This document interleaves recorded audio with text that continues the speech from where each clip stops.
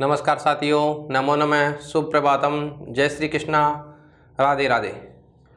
मित्रों, मैं Gajanan Sharma Sanskrit online classes में आप सभी का हार्दिक अभिनंदन और स्वागत करता हूं।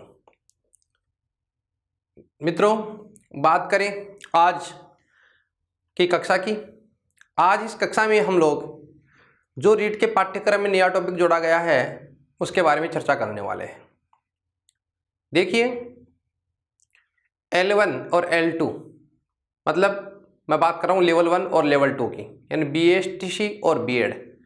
जो लेवल 1 में हैं उनके यह टॉपिक सिलेबस में नहीं है। अलंकार का जो टॉपिक है उनके सिलेबस में नहीं है, जबकि जो L2 यानी B.Ed वाले जो छात्र हैं उन छात्रों के एक टॉपिक चलता है, एक टॉपिक और ऐड हुआ है जिसकी मैं बात करूँ, उस टॉपिक का नाम है अलंकार।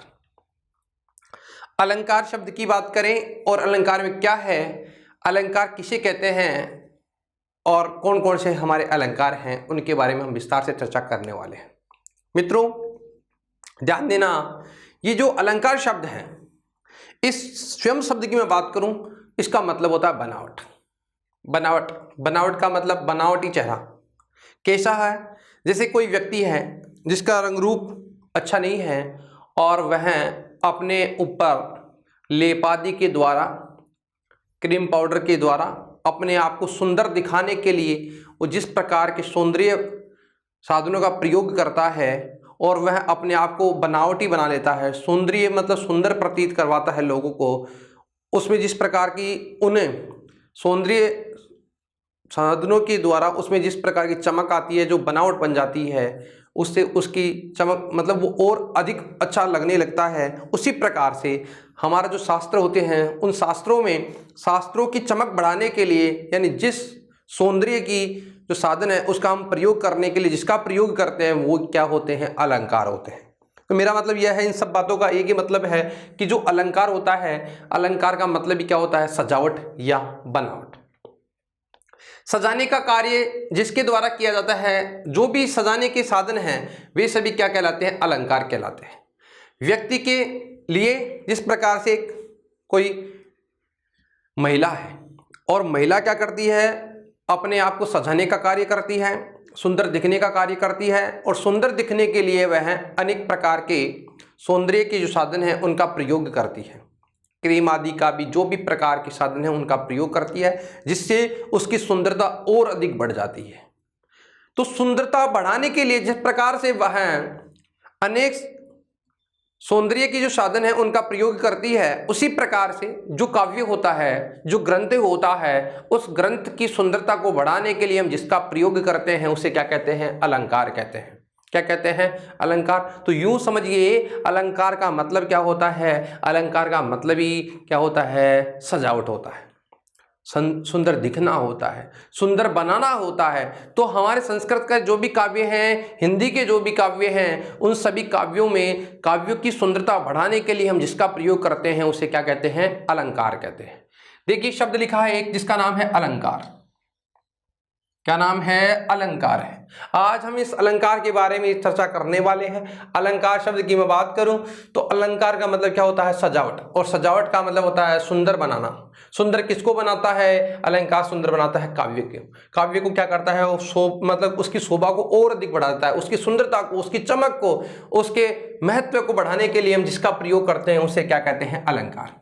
ये जो अलंकार शब्द है, इस शब्द की व्युत्पत्ति की मैं बात करूं, किसकी बात करें? व्युत्पत्ति। तो इसकी व्युत्पत्ति अलम उपसर्ग पूर्वक, मतलब अलम, क्री और घय। अलम शब्द एक क्री धातु और घय प्रत्यय, अलम, क्री और अण दोनों प्रकार के प्रत्ययों से बनता है। अलंकार जो शब्द है, अलंग, क्री, क्री का मतलब क्री धातु, क्री प्रत्यय में घय प्रत्यय करते हैं तो क्या बनता है? कार्य है। और अण करेंगे तो भी क्या बनेगा? कार्य। इसमें अलम शब्द का प्रयोग किया गया, अलम पूर्वक क्री धातु और घय प्रत्यय शब्द क्या बनता है? अलंकार बनता है। कभी कभी आपको यह भी दिखाई देगा, अलंग करोति इति अर्थ में अण प्रत्यय होता है और घय भावे भाव अर्थ में घय प्रत्यय होता है। तो यहां घय में घय की संज्ञा हो गई, यह की संज्ञा हो गई, अ शेष रहता है। क्या शेष रहता है? अ। और अण में भी णकित संज्ञा होकर क्या शेष रहता है ए। णित होने के कारण णकित संज्ञा हो गई, णित हो गया, णित होने के कारण क्री को अर को आर वृद्धि हो जाएगी, शब्द क्या बन जाएगा कार्य। और घय में यकित संज्ञा होती है और घी घय जो है ना यित होने के कारण यकित संज्ञा होनी है ना, यित होने के कारण री की क्या होती है वृद्धि आर और शब्द क्या बन जाता है कार्य। अलम उपसर्ग मतलब अलम का पूर्व में प्रयोग किया गया, नहीं यहाँ पहले प्रयोग किया गया अलम, उसके बाद में क्री घय, शब्द क्या बन गया अलंकार, या अलम क्री अण और क्या बन गया अलंकार। इन दोनों के स्थान पे ऐसे ऐसे रहता है, घय के स्थान पे भी और अण के स्थान पर भी। तो यूं समझिए अलंकार शब्द की उत्पत्ति की मैं बात करूं तो अलम पूर्व क्री धातु और घय प्रत्यय से अलंकार बनता है, और आप इसको ऐसे भी कह सकते हैं अलम पूर्व क्री धातु और अण प्रत्यय से भी क्या बनता है अलंकार शब्द की निर्माण होता है। उत्पत्ति की बात करें तो प्रकार के प्रत्ययों से अलंकार शब्द बनता है, घय प्रत्यय से भी बनता है और अण प्रत्यय से भी बनता है। देखिए इसके लिए लिखा गया है अलम क्रियते अनेन इति अलंकार है, अलम क्रियते अनेन इति अलंकार है। इस व्युत्पत्ति से यह स्पष्ट होता है कि अलंकार काव्य की शोभा को बढ़ाने के माध्यम है, कि जो काव्य होते हैं, जो ग्रंथ होते हैं, उन ग्रंथों की शोभा को बढ़ाने का जो माध्यम होता है वह माध्यम में क्या होता है अलंकार होता है। हमने पहले चर्चा करी अभी कि अलंकार होता क्या है, तो अलंकार का मतलब ही क्या होता है शोभा बढ़ाने का साधन। तो शोभा बढ़ाने का कारक, शोभा बढ़ाने का संसाधन जो भी होता है, इससे अगर शोभा बढ़ाएगा तो इसका मतलब इसमें क्या करवाएगा सजावट। तो काव्य में इसके द्वारा क्या हो जाती है सजावट, इससे वह काव्य और अधिक अच्छा लगने लगता है। तो अलंग क्रियते अनेन इति अलंकार है, कहने का मतलब ये हुआ कि जिसके द्वारा काव्य की शोभा को बढ़ाया जाता है वह क्या कहलाता है अलंकार कहा जाता है। विद्वान है जिससे हम बात कर रहे हैं दंडी, दंडी का एक ग्रंथ है जिसकी मैं बात करूं काव्यादर्श। आचार्य दंडी ने काव्यादर्शन में एक ग्रंथ है जिसका नाम है काव्यादर्श, और उस काव्यादर्श में भी कहा है, क्या कहा है कि काव्ये शोभाकरान धर्मान अलंकारान प्रचक्षते, काव्य की शोभा बढ़ाने वाले धर्मों को गुणों को अलंकारान प्रचक्षते, अलंकार कहा जाता है। कि जिसके द्वारा काव्य की शोभा को बढ़ाया जाता है, उन सभी गुणों को, उन सभी धर्मों को, उन सभी कारणों को अलंकार कहा जाता है। अर्थात जिसके द्वारा हम सभी काव्य की शोभा को बढ़ा दे या जिसके द्वारा शोभा को बढ़ाएं, वही सभी गुण क्या कहलाते हैं अलंकार कहलाते हैं। मैं बात करूं कुछ अलंकारिक ग्रंथों की कि कौन कौन से हमारे अलंकारिक ग्रंथ हैं। तो अलंकारिक जो महत्वपूर्ण ग्रंथ है उनकी बात करें तो नाट्य शास्त्र एक ग्रंथ है, उस ग्रंथ की बात करें तो ग्रंथ के शास्त्र के रचयिता जो है जिन्होंने रचना की है नाट्य शास्त्र की, उनका नाम है भरत मुनि। भरत मुनि ने एक ग्रंथ लिखा है जिसका नाम है नाट्य शास्त्र, और एक विद्वान है जिनका नाम है आचार्य भामह है। भामह ने दिया है काव्यालंकार। आचार्य भामह ने कौन सा अलंकार दिया है काव्य अलंकार। काव्य आदर्श दिया है दंडी ने और काव्य प्रकाश दिया है मम्मट ने। इन अलंकारिक ग्रंथों में, ये अलंकारिक ग्रंथ है, इनमें हमें अलंकारों का ज्ञान प्राप्त होता है, यहाँ से अलंकारों का हमें विस्तार में विवरण मिलता है। ग्रंथ की बात करूं नाट्य शास्त्र के रचयिता कौन है भरत मुनि।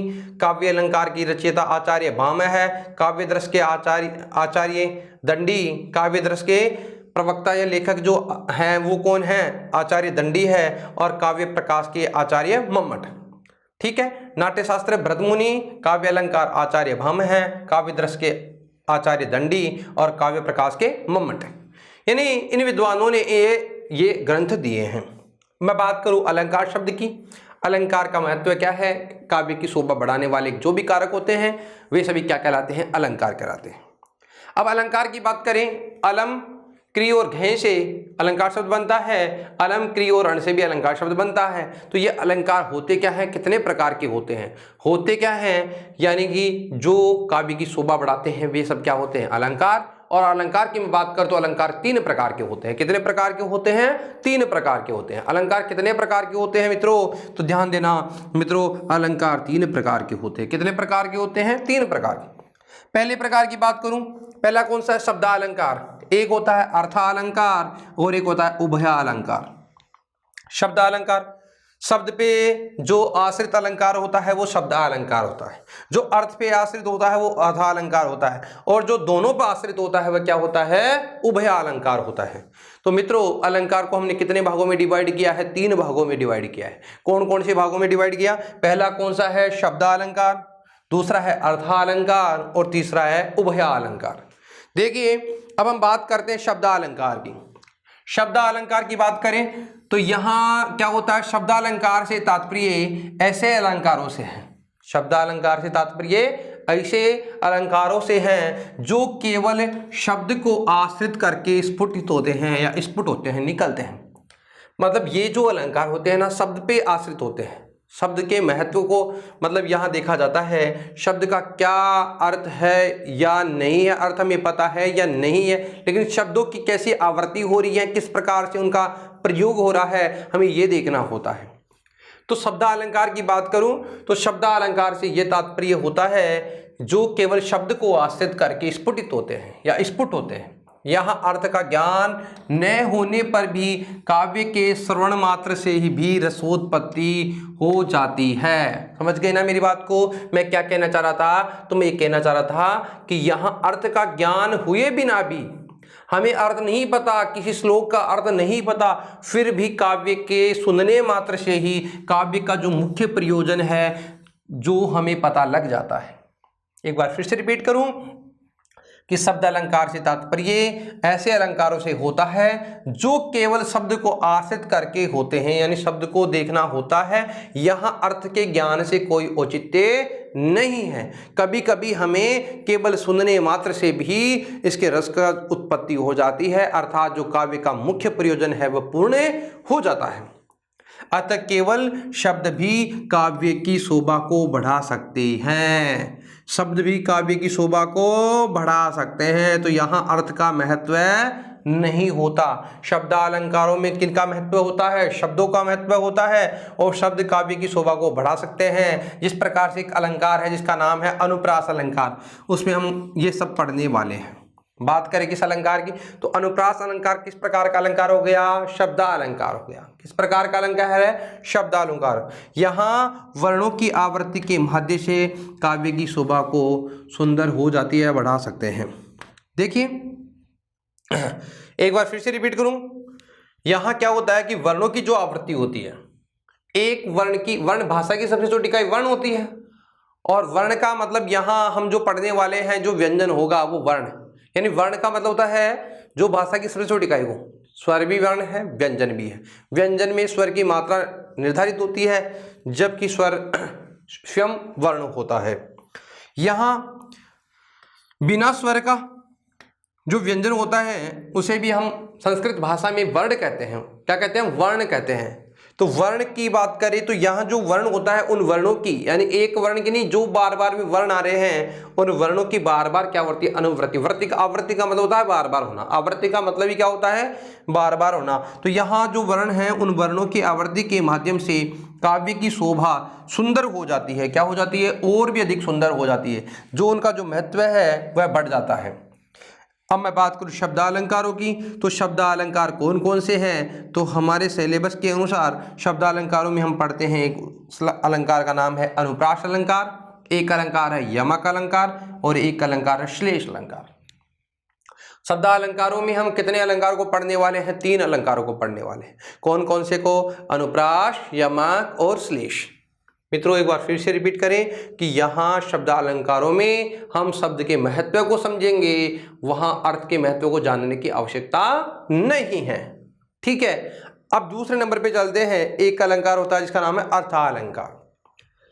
अर्थालंकार की बात करें तो देखिए अर्थ का मतलब यहाँ कुछ स्थानों पर श्लोक के विशिष्ट अर्थ के ज्ञान के बिना काव्य में चमत्कार की उत्पत्ति नहीं हो पाती है।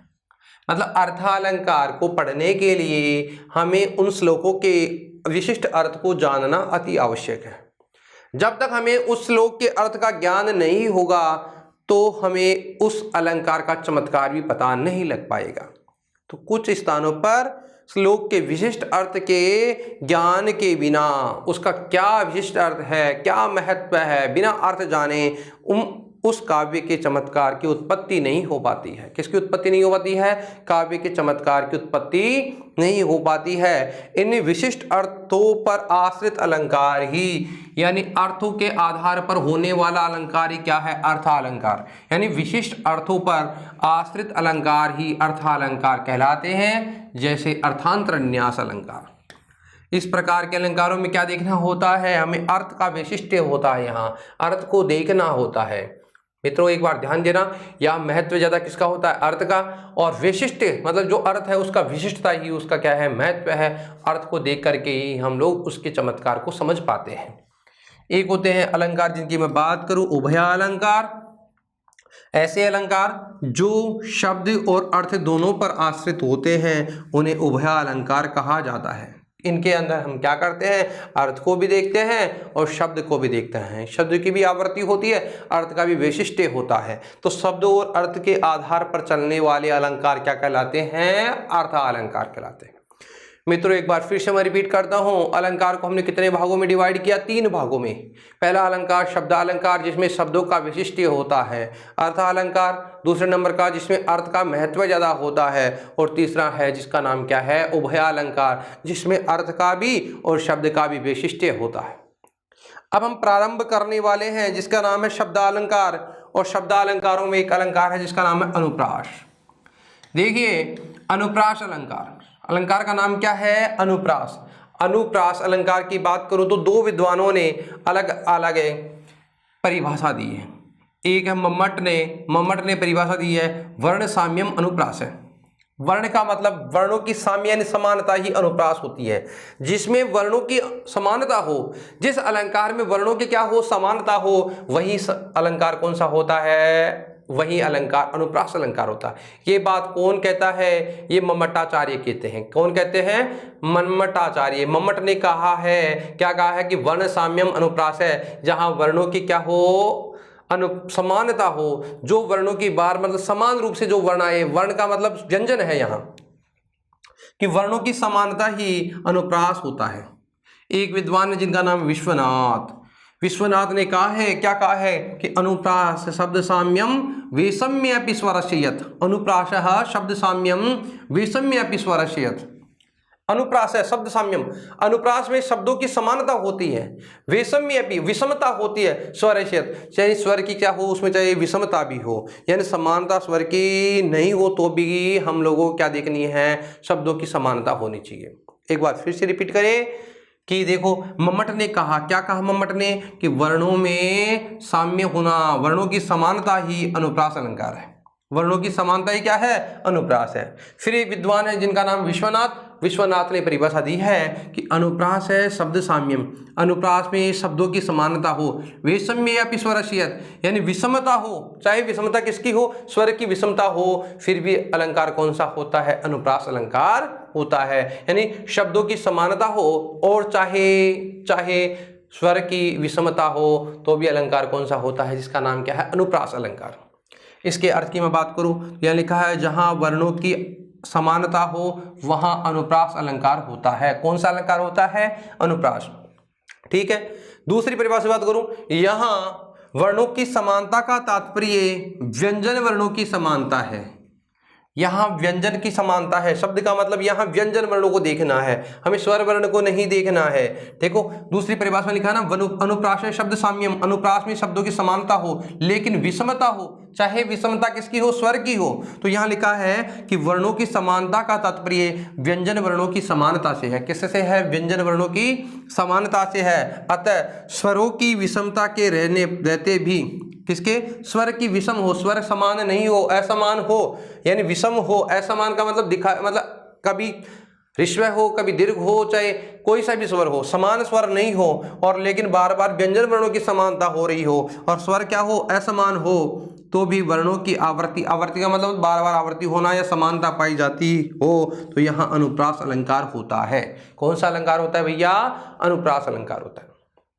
मेरा कहने का यही तात्पर्य है कि आप लोगों को क्या देखना है कि किसी एक ही वर्ण की बार बार आवृत्ति हो रही हो।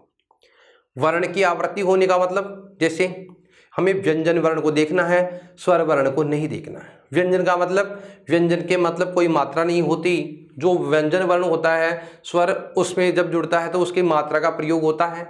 तो बिना मात्रा का जो व्यंजन होता है उसे देखना है। अब यहाँ व्यंजन वर्णों की बार बार आवृत्ति होगी, एक व्यंजन वर्ण के बाद में दूसरा व्यंजन, लगातार उन्हीं व्यंजन वर्णों का प्रयोग होना।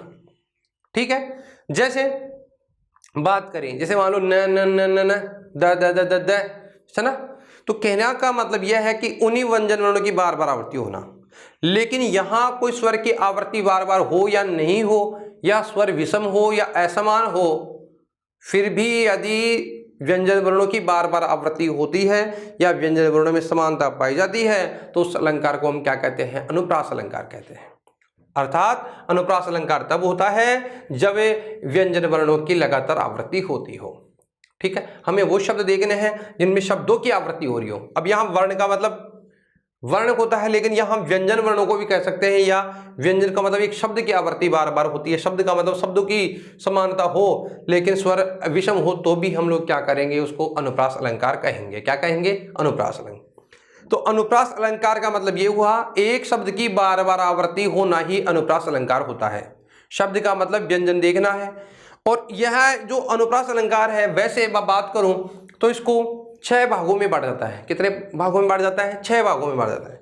वैसे आपको ध्यान रखना है, 6 की ज्यादा महत्व नहीं समझना है, एक बार हम बात करेंगे उनको। यह अनुप्रास 5 प्रकार का होता है। कितने प्रकार का होता है? 5 प्रकार का। अनुप्रास कितने प्रकार का होता है भाई? 5 प्रकार का होता है। एक छेकानु, वृत्त्यानु, श्रुत्यानु, अंत्यानु और लाटानु।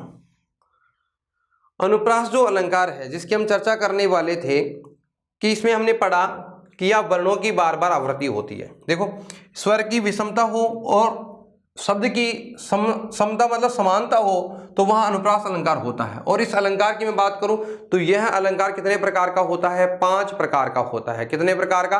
5। इसका इतना आपको रीड के सिलेबस में प्रकारों का ज्यादा महत्व नहीं है, आपको ध्यान देना है कि अनुप्रास में क्या क्या नियम है उसको थोड़ा समझना है। वैसे मैं बात करूं तो अनुप्रास अलंकार कितने प्रकार का हो गया? 5 प्रकार का हो गया। कितने प्रकार का हो गया?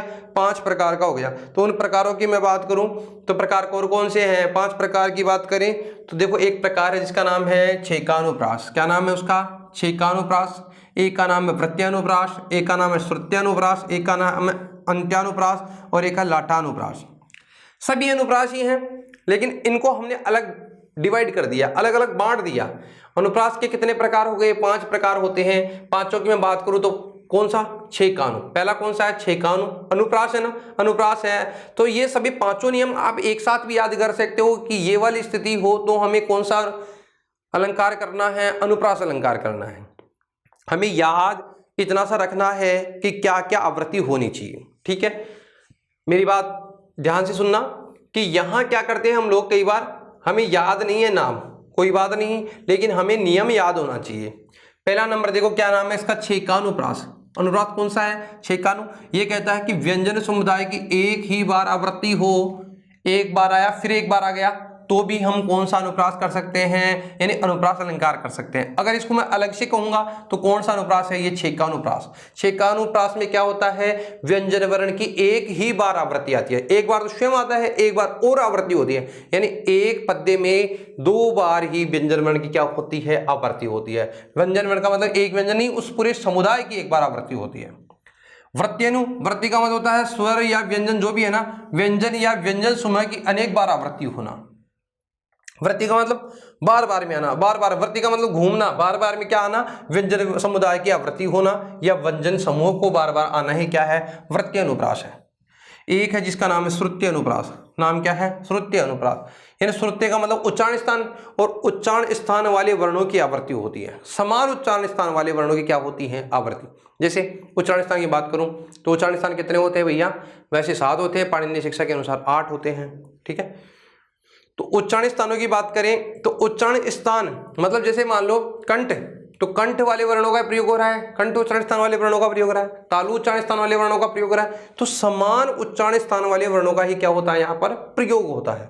तो एक ही उच्चारण स्थान वाले वर्णों की जो आवृत्ति होती है उसका नाम क्या है? श्रुत्यानुप्रास। एक है अंत्यानुप्रास। अंत्य का मतलब पाद का जो अंतिम वर्ण होता है, तुकांतता होती है। जैसे कोई गाना होता है तो उस गाने में क्या होती है, तुकांतता होती है। पहले वर्ण जो होता है ना, उस वर्ण के मतलब पहली वाली जो लाइन होती है उसका जो अंतिम वर्ण होता है ना, जैसे जो भी होता है उसी के अनुकूल दूसरे वाले लाइन का वर्ण होता है। तुकांतता मतलब उनको मिलाना। जैसे गाना होता है कोई भी, जैसे कोई भी भजन हो, कोई गीत हो, जो भी हो, उसमें आप देखते हो तो उसमें आपने ये देखा होगा कि अंतिम जो वर्ण है ना, दोनों लाइनों के समान होते हैं। ठीक है, वहां जो स्वर होता है ना, स्वर की मात्रा समान होती है। तो तुकांत का यानी पाद के अंत में तुकांतता की स्थिति व्यंजन व स्वर समुदाय की आवृत्ति होती है। जैसे मान लो ऊपर वाली लाइन में आ रहा है विकास है, तो नीचे भी क्या आ रहा है, काश है, ऐसे कुछ आ रहा है। समझ रहे हो क्या मेरी बात को? तो मेरा मतलब इतना सा है कि यहाँ क्या होती है, तुकांतता होती है। लाटानुप्रास शब्द और अर्थ की आवृत्ति लेकिन तात्पर्य भिन्न भिन्न होता है। एक शब्द आता है और उसी के साथ में शब्द के साथ ही जो भी शब्द होता है उस शब्द की जो आवृत्ति होती है या अर्थ की जो आवृत्ति होती है वो अलग होती है, लेकिन यहाँ उनका भिन्न भिन्न तात्पर्य होता है।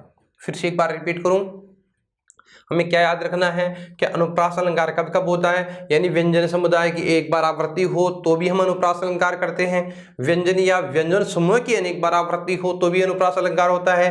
एक ही उच्चारण स्थान वाले वर्णों का यदि प्रयोग हो रहा है उस श्लोक में तो भी कौन सा अनुप्रास अलंकार हो सकता है। यदि किसी पाद के अंत में तुकांतता हो तो भी अनुप्रास अलंकार होता है।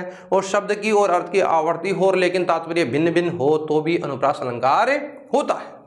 इसलिए इनके नाम कितने हो गए, 5 प्रकार के, छेकानु, वृत्त्यानु, श्रुत्यानु, अंत्यानु और लाटानु। छेकानु को एक बार फिर से व्यंजन समुदाय की आवृत्ति एक बार होती है। वृत्त्यानु यानी व्यंजन या व्यंजन समूह की अनेक बार आवृत्ति होती है। श्रुत्यानु यानी एक ही उच्चारण स्थान वाले वर्णों की आवृत्ति होती है। अंत्यानु पाद में तुकांतता होती है या व्यंजन व स्वर की समुदाय की आवृत्ति होती है। और लाटानु की बात करूं, शब्द और अर्थ की आवृत्ति लेकिन तात्पर्य भिन्न भिन्न होता है। देखिए मित्रों, उदाहरण से हम समझने का प्रयास करेंगे। चलो हम प्रारंभ करते हैं। उदाहरण देखिए, अब यहां हमें शब्दों को देखना है, हमें अर्थ के यहां कोई वैशिष्ट्य नहीं है। अब शब्दों को हमें समझना है। क्या समझना है? देखो देखो क्या लिखा है, आदाय बकुल गंधांध। देखो आदाय बकुल गंधांध कुर्बन पदे पदे भ्रमरान। यहां देखिए आदाय बकुल गंध, देखो इधर देखो न, फिर न के साथ में क्या आ रहा है ध, इधर देखो न, इधर क्या आ रहा है ध, मतलब न ध आ रहा है न। देखो इधर देखो क्या आ रहा है न। अब यहाँ इस शब्द की बात करूं तो हमने 1 नंबर पे पढ़ा छेकानु, उसमें यही पढ़ा था कि एक वर्ण की या शब्द की एक बार आवृत्ति होती है। एक बार आवृत्ति देखो द आ रहा ना, न और न, यानी यहां न और द की आवृत्ति होने के कारण कौन सा अलंकार है? छेकानुप्रास अलंकार है। कौन सा अलंकार है भाई? छेकानु।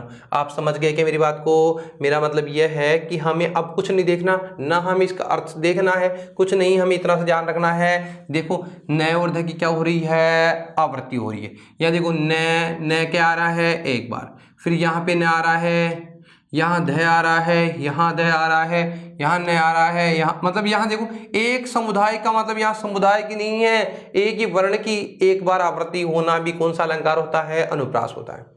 तो हमको ये देखना है कि यदि एक वर्ण की लगातार अनुवृत्ति होती है ना, द देखो इधर, तो इसका मतलब कौन सा अनुप्रास है? छेकानुप्रास है। अनुप्रास भी हमें अलग अलग भागों में हमने अनुप्रास को रखा है। तो यहाँ अगर मैं पहले वाले प्रकार की बात करूंगा तो पहला प्रकार कौन सा था? छेकानुप्रास। अब देखो दूसरा एक श्लोक है, ये क्या है भाई? श्लोक का नाम है विद्या नाम नरस्य रूपमधिकं प्रच्छन्न गुप्तं धनम विद्या भोग करी यश सुख करी विद्या गुरूणां गुरु विद्या वंदुजनो विदेश गमने विद्या परा देवता विद्या राजसु पूज्यते नहीं धनम विद्या विहीन पशु। विद्या से जो विहीन होता है वो क्या होता है भाई? पशु होता है। अब यहां देखिए विद्या नाम नरस्य रूपम अधिकम प्रसन्न गुप्तम धनम विद्या भोग करी यश सुख करी विद्या गुरुणाम गुरु विद्या बंधुजनो विदेश गमने विद्या परा देवता विद्या राजसु पूज्यते नहीं धनम विद्या विहीना पशु। अब आप इस शब्द में देखोगे, इस श्लोक में देखेंगे आप लोग, तो कुछ शब्द ऐसे हैं, एक समुदाय या शब्द या जिसको मैं कहूँ व्यंजन ऐसा है जो बार बार उसकी आवृत्ति हो रही है।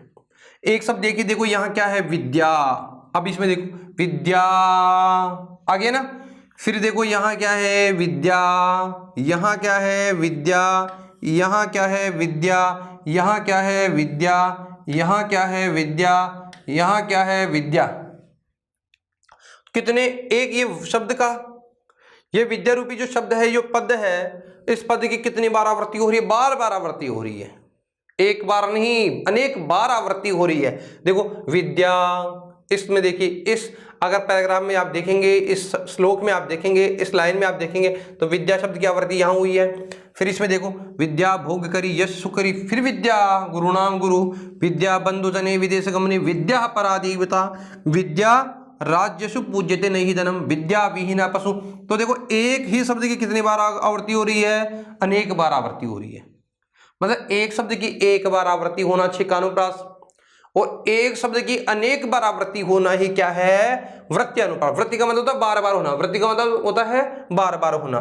तो यहाँ जो हमने उदाहरण देखा है, उस शब्द में एक ही शब्द की बार बार आवृत्ति होने के कारण कौन सा अनुप्रास है, इसको हम अलग से पढ़ेंगे, या विस्तार में कहना जाए तो वृत्त्यानुप्रास, और साधारण रूप से मैं कहना चाहूँ तो कौन सा? अनुप्रास अलंकार है। ठीक है मित्रों, आप समझ गए होंगे। देखो विद्या विद्या विद्या, एक ही शब्द की बार बार आवृत्ति होने के कारण इसका नाम क्या पड़ गया? वृत्त्यानुप्रास। चलो आगे चलते हैं थोड़ा सा। एक शब्द देखो इधर, दृशा दृशा दग्धम मनसीझम जीवयंती दृशेव यः, दृशा दग्धम मनसीझम जीवयंती दृशेव यः। देखो यहाँ देखो क्या लिखा है, दृशा दग्धम मनसीझम जीवयंती दृशेव यः। तो इस वाक्य के अंदर आप देखेंगे तो देखो यहाँ क्या है, श, यहाँ क्या रहा भाई, स। इस वाक्य में, संपूर्ण वाक्य में आप देखेंगे, लेकिन कोई शब्द कोई रिपीट नहीं हो रहा है, नहीं हो रहा। तो फिर हमें कैसे पता?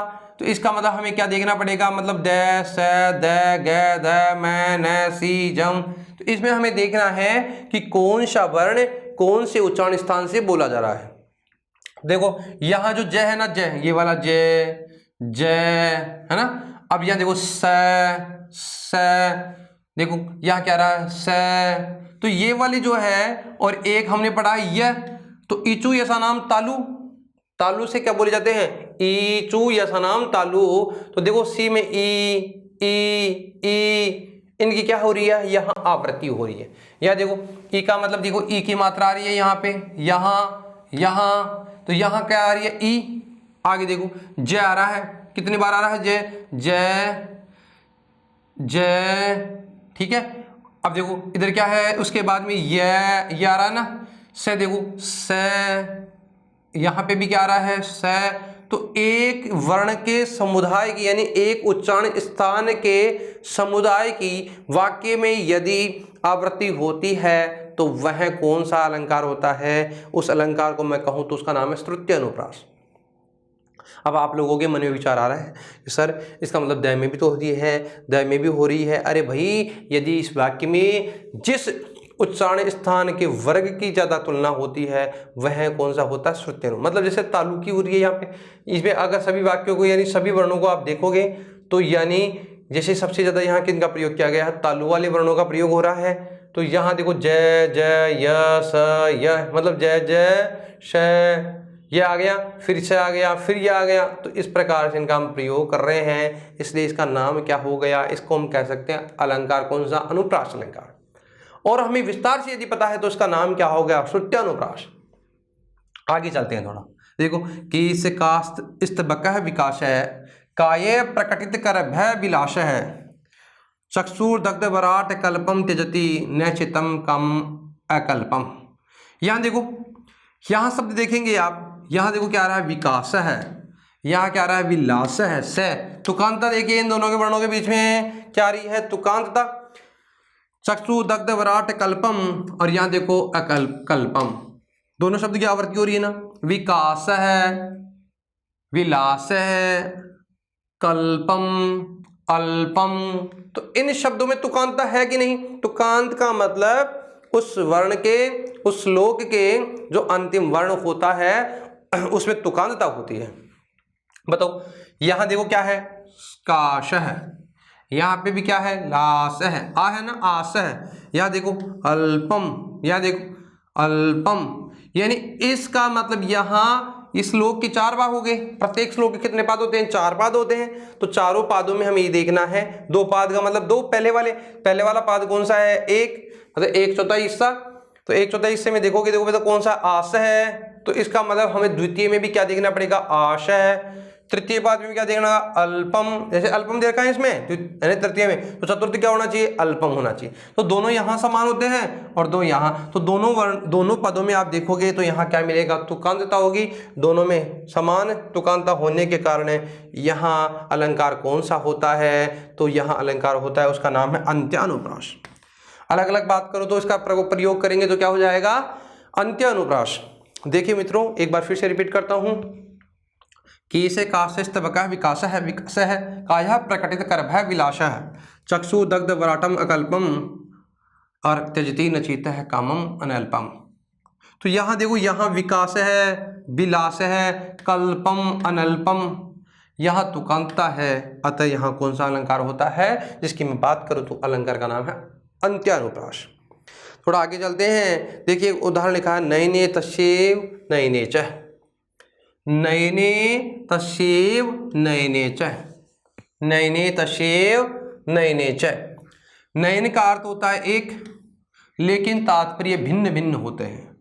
नयने तस्यैव नयने च, नयन का मतलब नेत्र, नयन, लोचन, चक्षु, तो एक ही शब्द के अलग अलग अर्थ होने के कारण, लेकिन यहाँ एक चीज और देखेंगे आप, यहाँ भी नयन का समुदाय आ रहा है, यहाँ भी समुदाय आ रहा है। एक प्रकार तो ये हो गया, हम समुदाय को देखते ही कई बार क्या कर देते हैं, हमें मान लो अर्थ का वैशिष्ट्य नहीं है, अर्थ का ज्ञान नहीं है, तो भी हम लोग क्या कर सकते हैं, जैसे यहाँ देखो नयन वाले समुदाय की आवृत्ति हो रही है, फिर उसका मतलब समुदाय पूरा का पूरा आ रहा है, तो अनुप्रास अलंकार तो हम कर देंगे। अलंकार का नाम क्या है? जिसका नाम है अनुप्रास।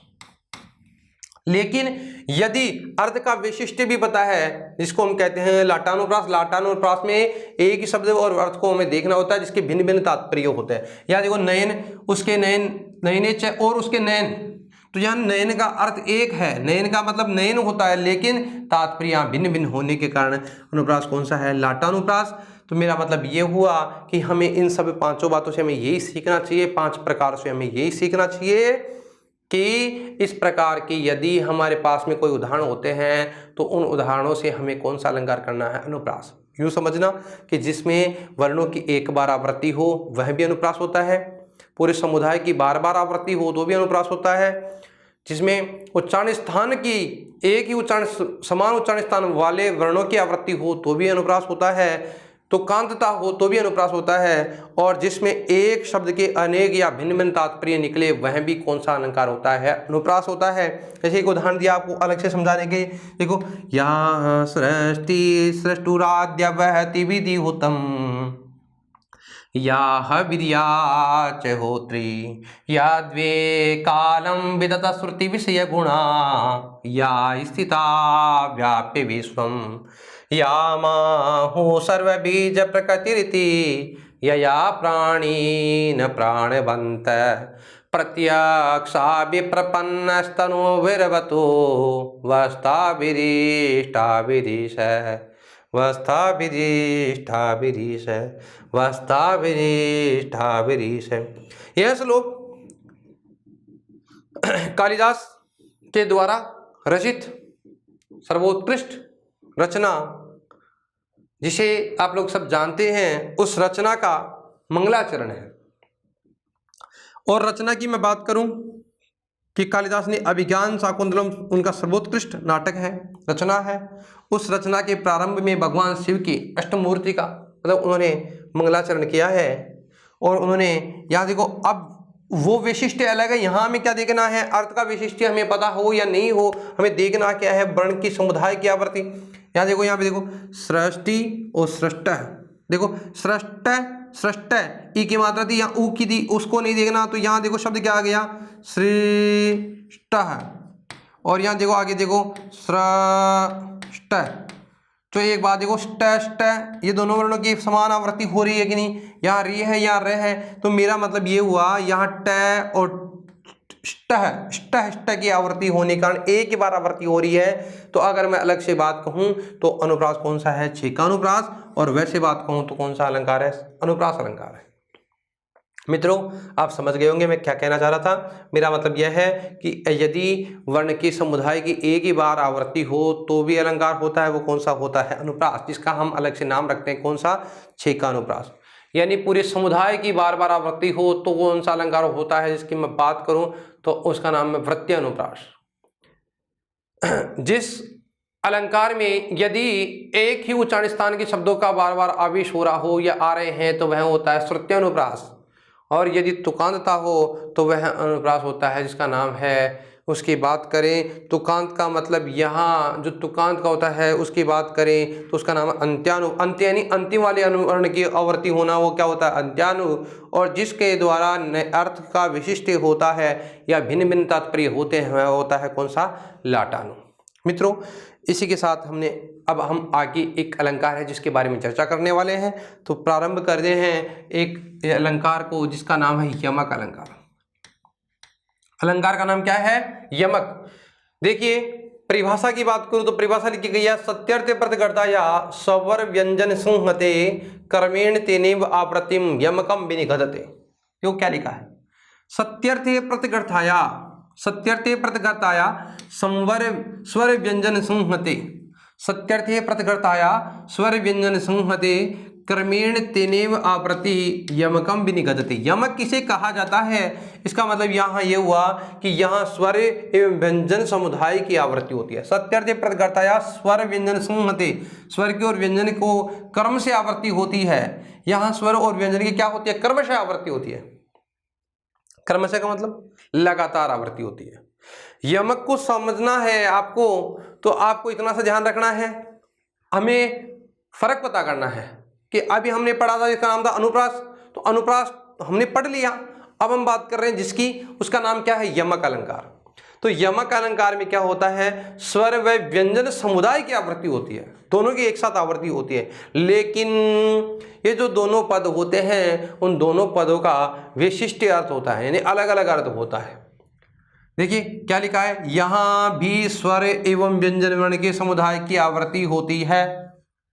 अब ये तो क्लियर हो गया, तो शब्द अलंकार तो है ही, इसके साथ ही अब हमें क्या क्या देखना है, लेकिन, लेकिन यानी लेकिन अर्थवान होने की स्थिति में दोनों का अलग अलग अर्थ होता है।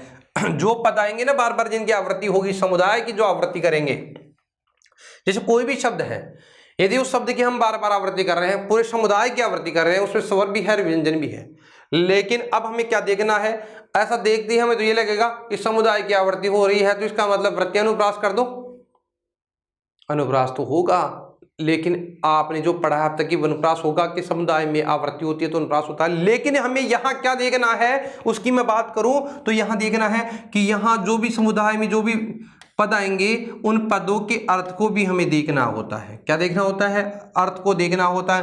क्यों, क्योंकि यहाँ जो दोनों पद होते हैं उन दोनों पदों का क्या होता है, अलग अलग अर्थ होता है। कहीं कहीं पर आवृत्ति होने वाले दोनों शब्द सार्थक होते हैं तो कहीं कहीं पर दोनों पद निरर्थक होते हैं, कहीं पर एक सार्थक होता है तो कहीं पर एक निरर्थक होता है। अब मेरा मतलब आप समझे होंगे कि मैं ये कहना चाह रहा हूँ कि यहाँ पर कर्म से स्वर और व्यंजन समुदाय की आवृत्ति होती है, लेकिन दोनों पद जो होते हैं जिनकी आवृत्ति होती है उन दोनों पदों का कोई ना कोई वैशिष्ट्य होता है, अर्थात दोनों पदों के अलग अलग अर्थ होते हैं। क्या होते हैं, अलग अलग अर्थ होते हैं। तो मेरा मतलब ये हुआ कि यहाँ स्वर व्यंजन समुदाय की आवृत्ति तो होती है, लेकिन अर्थवान होने की स्थिति में, दोनों पदों के अर्थवान होने की स्थिति में दोनों का अलग अलग अर्थ होता है, समान अर्थ नहीं होता। कहीं कहीं पर आवर्ती होने वाले जो दोनों शब्द होते हैं वो सार्थक होते हैं, और कभी कभी दोनों पद ही निरर्थक होते हैं। कभी एक सार्थक होता है तो कभी एक निरर्थक होता है, कभी दोनों सार्थक होते हैं, कभी दोनों निरर्थक होते हैं, लेकिन पदों की आवृत्ति लगातार होगी। समझ गए क्या मेरी बात को? तो ये आपको यहाँ ध्यान रखना है कि जो अलंकार होता है कौन सा, यमक अलंकार, उस यमक अलंकार में लगातार दो पदों की आवृत्ति होती है, यानी पद की आवृत्ति, समुदाय की आवृत्ति एक साथ होगी, पूरा पूरा समुदाय आएगा, लेकिन दोनों का अलग अलग अर्थ होगा। दोनों या तो निरर्थक होंगे, दोनों या सार्थक होंगे, या एक निरर्थक होगा या एक सार्थक होगा। जैसे उदाहरण की बात करें, उदाहरण की मैं बात करूं, देखो क्या लिखा है, नवपलास, नवपलास पलास वनम पुरः, नवपलास पलास वनम पुरः। एक बार फिर से रिपीट करता हूं, देखो क्या लिखा है, नवपलास इसका मतलब पलास, फिर पलास, ओहो दो बार, वनम पुरः स्फुट पराग, पराग, तो स्फुट पराग प्रात परागत पंकजम मृदुल, मृदुलतांत, लतांत मलोकयत स सुरभीम, सुरभीम सुमनोहरे। अरे वाह, अब आप देख रहे हैं यहाँ पे लगातार आवृत्ति हो रही है, ऐसे नहीं एक यहाँ आ गया और एक वहां आ रहा है, नहीं, यहाँ देख रहे हो तो आप लोग नव यानी नए, पलास पलास वनम पुरः स्फुट पराग पराग गत पंकजम परागत पराग पंकजम मृदु लतांत लतांत मलोकयते श सुरभीम, सुरभीम सुमनोहरे। इसका मतलब ये हुआ कि यहाँ पर आप देखेंगे तो देखो यहाँ एक प्लास आया, साथ ही साथ ही एक समुदाय पूरा का पूरा स्वर और व्यंजन से, जो व्यंजन दोनों से युक्त, स्वर व्यंजन से युक्त एक समुदाय की फिर से वापस आवृत्ति होगी, क्रम से ही आवृत्ति हो रही है, ऐसे नहीं। कर्म का मतलब होता है लगातार, एक के बाद वही आएगा, रिपीट होगा। इसमें देखो पराग, और इसका मतलब भी क्या होता है, पराग। यहाँ देखो पराग पराग आ रहे हैं, दोनों देख रहे हैं। यहाँ देखेंगे क्या आ रहा है, लतांत, और यहाँ पे भी क्या आ रहा है, लतांत। आगे देखो क्या लिखा हुआ है, सुरभीम, सुरभीम। तो मेरा मतलब ये था, हमने परिभाषा क्या पढ़ी है, परिभाषा हमने पढ़ी है कि पृथक हो, अलग अलग हो, स्वर व्यंजन सहित कर्म और स्वर और व्यंजन सहित हो, लेकिन कर्मेण तेने आवृत्ति, जो कर्म से उनकी आवृत्ति होती है, जो समुदाय की आवृत्ति होती है, वही क्या होता है, यमक अलंकार होता है। इसका मतलब यह कि यहाँ भी स्वर व्यंजन समुदाय की आवृत्ति तो होती है, लेकिन दोनों की अर्थवान होने की स्थिति में दोनों का अलग अलग अर्थ होता है, दोनों को अलग अलग अर्थ होता है तो, लेकिन कभी कभी दोनों सार्थक होते हैं, कभी कभी दोनों निरर्थक होते हैं, कभी एक सार्थक होता है, कभी एक निरर्थक होता है। तो यहाँ सब देखेंगे, प्लास प्लास का दो बार आवृत्ति होना, पूरे समुदाय की आवृत्ति हो गई, यहाँ पे पराग पराग की आवृत्ति हो गई, यहाँ लतांत लतांत की आवृत्ति हो गई, और यहाँ सुरभि सुरभि की आवृत्ति होनी, पूरे समुदाय की आवृत्ति हो रही है। यहाँ देखना, प्लास का मतलब होता है नए नए, किस लिए, नए नए पत्ते, नए, प्लास का मतलब होता है नए नए पत्ते, किस लिए का मतलब होता है नए नए पत्तों को निकलना, और एक होता है प्लास, प्लास का मतलब होता है वन, एक प्लास वन होता है। मतलब देखो प्लास का मतलब यहाँ नए नए किस लिए हैं, और एक प्लास का मतलब वन है, ये दोनों पद क्या है, सार्थक है, इसलिए अलंकार कौन सा होगा, यमक होगा।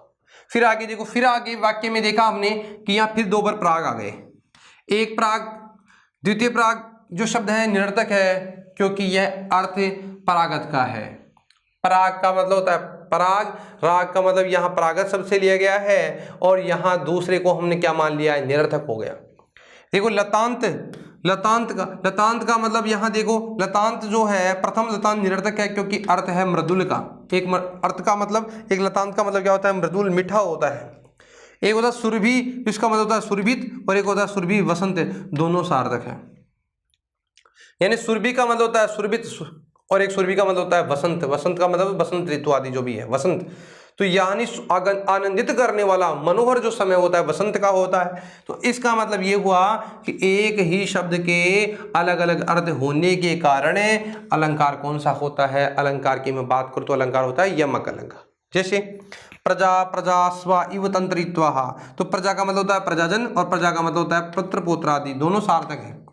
सार्थक हो नहीं हो, दोनों निरर्थक भी हो सकता है, दोनों सार्थक भी हो सकता है, एक निरर्थक भी हो सकता है, एक सार्थक भी हो, लेकिन हमें देखना है, देखो यहाँ प्रजा और यहाँ पे प्रजा, समुदाय की आवृत्ति हो गई, पूरी की पूरी समुदाय की आवृत्ति हो रही है, दोनों का अलग अलग अर्थ भी है। तो प्रजा का मतलब क्या होता है, प्रजाजन, प्रजा के योग मतलब, और यहाँ प्रजा का मतलब क्या है, पुत्र पौत्र आदि, दोनों का अलग अलग अर्थ होने के कारण, और दोनों सार्थक हैं। सार्थक होते नहीं होते उससे कोई फर्क नहीं पड़ने वाला, लेकिन दोनों का अलग अलग अर्थ होने के कारण कौन सा अलंकार होता है, यमक अलंकार। एक अलंकार है जिसकी मैं बात कर रहा हूं, जिसका नाम है श्लेष अलंकार। श्लेष अलंकार की बात करें तो श्लिष्टै पदेरनकार्थ विधाने श्लेष इष्यते। इसकी परिभाषा की बात करें तो क्या परिभाषा लिखी गई है? श्लिष्टै पदेरनकार्थ विधाने श्लेष इष्यते। श्लिष्टै पदेरनकार्थ विधाने श्लेष इष्यते। श्लिष्ट का मतलब होता है कि एक जो पद हो उसके अनेकार्थ विधाने, उसके अनेक अर्थ निकलते हो, वही श्लेष अलंकार होता है। श्लिष्ट का मतलब होता है कठिन, श्लेष का मतलब होता है चिपकना। एक शब्द के अलग अलग अर्थ हो रहे हैं ना, तो यहां एक ही पद के क्या होंगे? अनेक प्रकार के अर्थ होते हैं। वह अलंकार कौन सा होता है भैया? श्लेष अलंकार होता है। मित्रों एक बात ध्यान देना, इस अलंकार को पढ़ने के लिए हमें आपको यह पता होना चाहिए कि यहाँ जो अलंकार होता है उस एक ही शब्द के अनेक अर्थ निकलते हैं। क्या निकलते हैं? अनेक अर्थ निकलते हैं। एक पद, देखो परिभाषा की बात कहूं, एक पद के द्वारा ही अनेक अर्थों की उत्पत्ति होने पर श्लेष अलंकार होता है। पद एक ही है, शब्द एक ही है, लेकिन एक ही शब्द के बहुत सारे अर्थ निकलते हैं, और एक शब्द के अनेक अर्थ निकलने के कारण ही कौन सा अलंकार होगा? श्लेष। वस्तुतः यहाँ दो शब्द एक जैसे होते हैं। दो शब्द कैसे होते हैं? एक जैसे होते हैं, जिनका अलग अलग अर्थ होता, अलग अलग अर्थ था, लेकिन एक साथ उच्चारण करने पर दोनों मिलकर एक ही शब्द बन जाते हैं। मतलब शब्द तो हमें ऐसा लगता है कि दो शब्दों से मिलकर बना है, लेकिन एक साथ जब उच्चारण करते हैं तो दोनों को क्या हो जाता है? एक ही हो जाता है, और दोनों के अलग अलग अर्थ होते हैं। आपको इन सब का एक ही मतलब ध्यान रखना है कि एक ही पद के या एक ही शब्द के जब अनेक अर्थ निकलते हो तो कौन सा अलंकार होता है भाई? श्लेष अलंकार होता है। अलंकार की बात करूं तो श्लेष अलंकार होता है। एक ही शब्द के जब अनेक अर्थ निकलते हो तो अलंकार कौन सा होता है? श्लेष अलंकार होता है। तो एक ही पद के द्वारा अनेक अर्थों की उत्पत्ति होने पर श्लेष अलंकार होता है। वस्तुतः कहने का मतलब यह है कि यहाँ एक ही शब्द के अनेकों अर्थ निकलते हैं। क्या निकलते हैं? अनेकों अर्थ निकलते हैं। अतः कहा जाता है कि एक ही शब्द के दो अर्थ होने पर श्लेष अलंकार होता है। कौन सा अलंकार होता है? श्लेष अलंकार होता है। और यह श्लेष अलंकार की मैं बात करूं तो इसको हम तीन प्रकार में या तीन भागों में बांट सकते हैं। तीन भागों की मैं बात करूं तो एक होता है सभंग श्लेष, एक होता है अभंग श्लेष, और एक होता है सभंग अभंग श्लेष। कई बार परीक्षा में पूछ जाता है श्लेष अलंकार को कितने भागों में बांट सकते हैं? तीन भागों में। कौन कौन से प्रकार इसके? एक है जिसका नाम है सभंग श्लेष, एक का नाम है अभंग श्लेष, एक दोनों का मिश्रित हो गया तो क्या हो गया? सभंगा अभंगा। तो सभंगा अभंगा श्लेष है। श्लेष अलंकार कितने प्रकार का होता है? तीन प्रकार का होता है।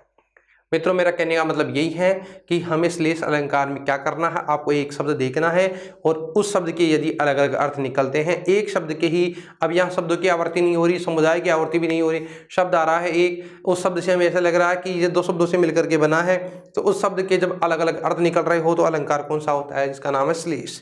उदाहरण के माध्यम से समझेंगे। देखो एक उदाहरण लिखा है, प्रतिकूलताम उपगतो ही विद्दो विफलत्वमेति बहुसाधनता अवलंबनाय दिन बतुर्बुर न पतिष्यति करशस्त्रमपि। कि प्रतिकूलताम उपगतो ही विदो, विदु का मतलब होता है चंद्रमा और विधि का मतलब होता है भाग्य।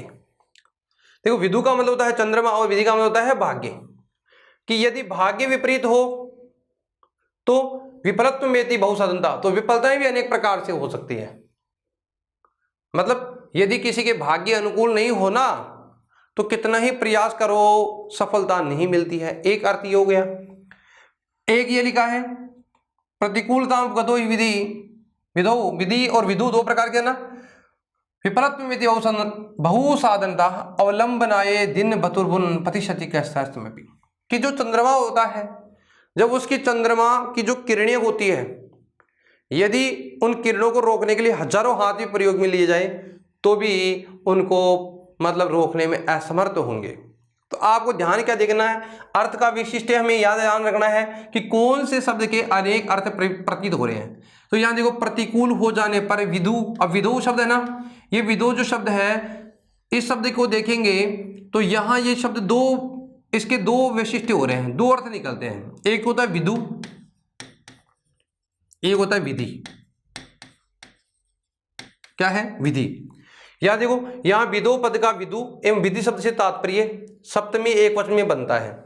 देखो विदु का तात्पर्य चंद्रमा होता है, विदु का मतलब क्या होता है? चंद्रमा, और विधि का तात्पर्य होता है, विधि का मतलब भाग्य, यानी ब्रह्मा से या एक ही पद से दो अर्थ निकल रहे हैं और दो अलग अलग अर्थ होने के कारण अलंकार कौन सा हो गया भैया? श्लेष अलंकार।